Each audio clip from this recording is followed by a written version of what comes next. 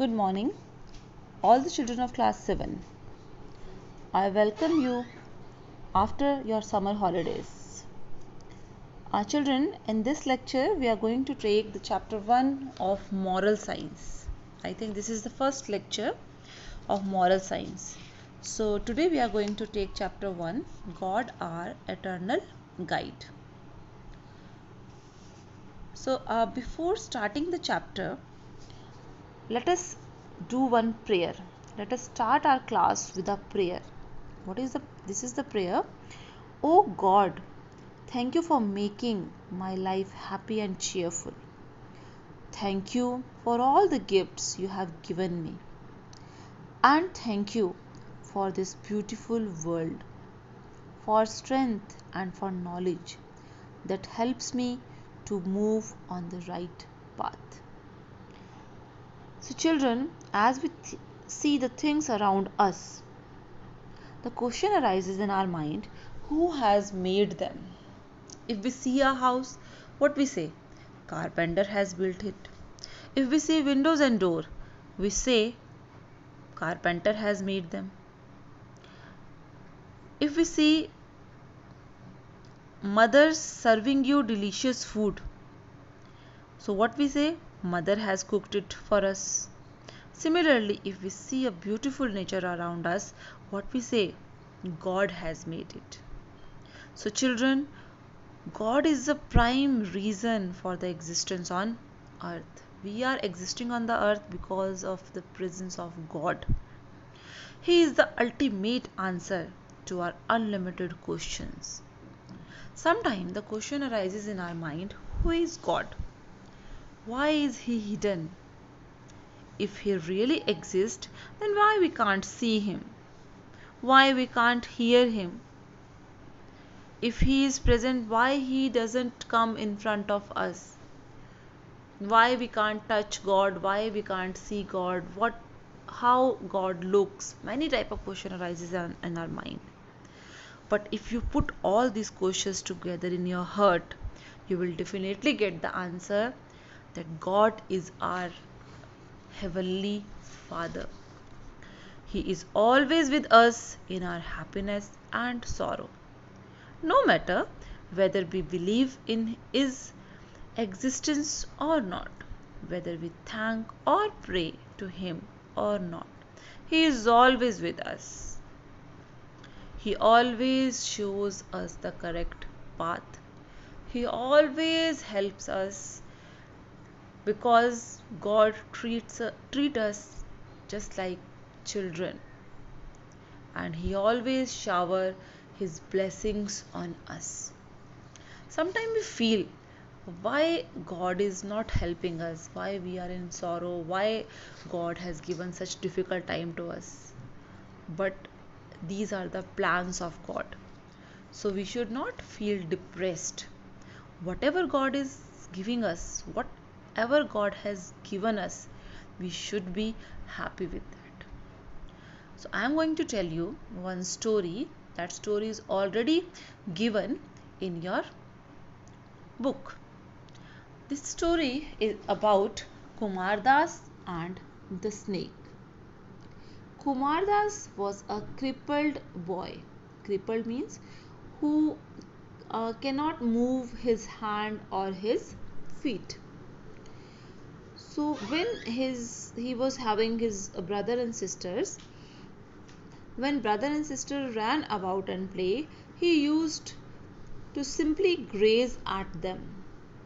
But he never felt jealous. From his childhood itself, Kumar Das was very devotional person. He loved visiting the temple. However, his father got time, he took Kumar Das there.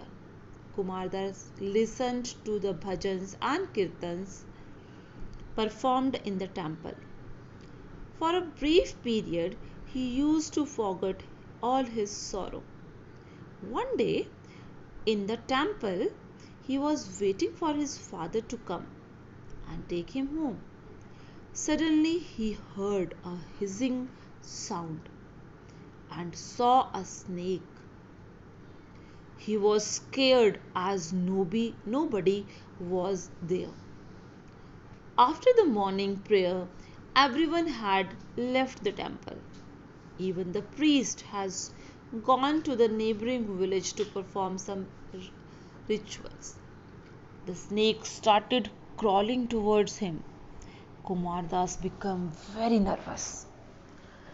Being a crippled, he cannot move away from there. So he closed his eyes and began to pray. Oh my God, have mercy on me. I am a cripple. I cannot even move away from here to save myself. It is said that in times of distress, when a true devotee called out for help, God always comes for his aid. As the poor boy was weeping and praying for help, he saw a mongoose coming along. Mongoose challenged the snake, and the fierce battle was fought between them. Finally, the mongoose killed the snake and left the place. So, in this story, who has came to help the crippled boy? God has came in the form of mongoose to help the crippled boy, because the boy was the true devotee of God. So what is the moral of that story? The moral is that God always protect his true devotees. Okay, so what is the meaning of devotee? Children, God has given us many gifts like strength, knowledge, wealth. We should be grateful to him. We should always show our gratitude towards God by helping the poor and needy people around us. What we should do? We should always have faith in God, because God has some plans for us. He has set some future for our life. He has also set a timetable for us. So according to his plan only, what we are getting, what is happening in our life, what we are doing, that is only because of God, because he has planned something for us. Whenever when we are in trouble, when something wrong happened to us, immediately the word come in our mouth. Which type of word comes in our mouth? Oh God. Whenever we are in trouble, we always say, why God you have given me such difficult time? But whenever God gives us difficulties, he always comes us to guide us. We should always wait for guidance of God. God will surely guide us. He will always open the way and help us to overcome the obstacles. God always gives us signals how we can move forward with confidence. So children, always we should have truth. Okay, we should always have faith in God, because God is omnipresent. Not a single leaf moves without his order. He is the unseen host for every event.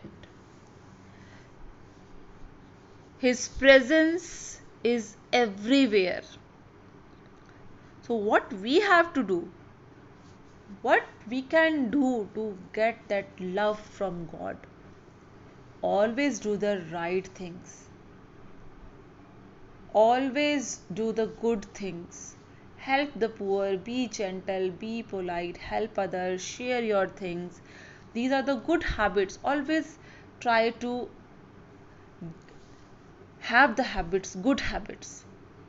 So if you are good, you are not doing anything wrong, God is always with you. But if we don't do the good things, we harm other, we are not polite, we are not sharing, we are not helping others, so God is going to punish us. So if we are not wrong, we have chosen a correct path, always God comes and helps us. God is inside us, only we have to feel that God is with us. We have not seen God, but God is always present around us. He is in us. If we talk that God is in the sky, yes, God is watching us from there. Even when we are walking on the land, in the soil, in the air, everywhere there is a presence of God. So we should not do wrong things. Always we should do correct things in our life. Definitely the God is going to help us. So in the chapter, the value that we are studying now, that is, we should have faith in God. We should believe in God. Because of God only we are present. We are on the earth. We have everything only because of God.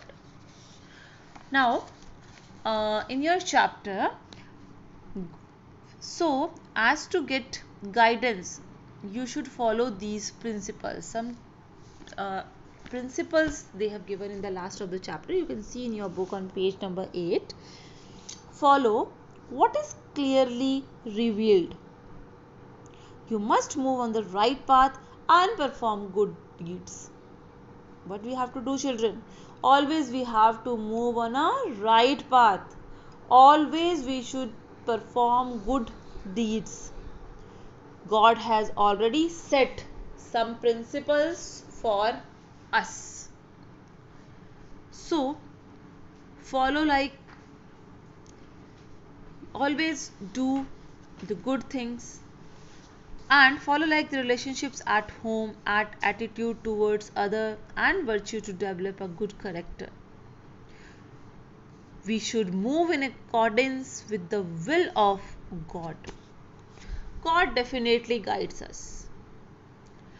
If we exercise trust and acknowledge Him in every area of life, His promise is that He will guide us. God always guides us. God expects us to use our intelligence. What God expects? God expects us to be intelligent. He expects us not to become like horses and mules, not like animals. So God has given us wisdom. God has given us mind. So we should always move on the right path. It is as good as His guidance. God promises to direct us if we regard His opinion in all the ways. God never shows us more than what we need to know. We should not try to know about the things in advance. There is no need for it. God wants us to trust Him. Are you getting it, children? God wants us to trust Him because He opens the right door only at right time. We should have faith in God and move on the right path. It is His responsibility to open the door. If we are unable to open the door, it means He wants to wait for that until the right time comes. When the right time comes, He helps us to open the door. Never tell God what He must do. Sometimes we expect that God should do this, God should do that. We should never do that. God is much more intelligent and much more powerful than us. He knows what to do, when to do, what not to do. Everything God knows. So in these principles, children, what we have learned, that always we should choose the right path. We should always show our gratitude towards God. We should always have faith in God. And always we should wait for a right time. We should always do that God has planned for us. Sometimes we are expecting that God should do this, God should do that, but we should never do that, because God is more intelligent than us. He is more powerful than us. He knows what is good for us and at what time we are going to get. So we should never say that God, you has not given me that thing, I need that thing, you should give that thing to me. When the right time will come, God is going to give us everything. So now in this chapter we have learned that we should have faith in God. And of the story Kumar Das and the snake, we have learned a moral that God always protects his true devotees. So children, God is the main reason for our existence on the earth. He always shows us the path, but we have to wait for that. So we should be a good person in life. Definitely God is going to help us in every path of life. So now children, the chapter is almost over. In the exercise you have some questions. So I am reading the question and I am going to tell you the answer. Who has made a beautiful nature? Who has made the beautiful nature? What will be the answer? God has made a beautiful nature. Second part of first question is, who is God? God is our heavenly Father. Now see the question number 2. Why should we have faith in God? We must have faith in God because He has a set plan and a set future of our lives. He knows our needs and gave all that according to a set timetable and makes us free from tension and fear. Question number 3 is, how can we show our gratitude towards God? We can show our gratitude towards God by helping the poor and needy people around us, because God has given us everything like strength, knowledge and wealth. Question number 4 is, which are the ways that lead towards God? So which are the ways? There are two ways, mainly the two ways are there. Purity of heart and choosing the right path are the two ways that lead towards the God. Question number 5 is, can you say who actually served Kumar Das and how? In actual, as we have discussed in the story also, in actual Kumar Das was saved by God. And how? In the form of mongoose who killed the snake and saves Kumar Das' life. The last question, what is the moral of the story Kumar Das and the snake? The moral of the story is, God always protects his true devotee. And now children, the answers of these questions I have given on the next page, so you can copy these answers from this page. So you have to make a separate copy for moral science. Copy all these questions in your moral science copy. As well as I have given you fill in the blanks, yes and no of this chapter with answers. So you have to copy all these things also in your moral science copy. Thank you children.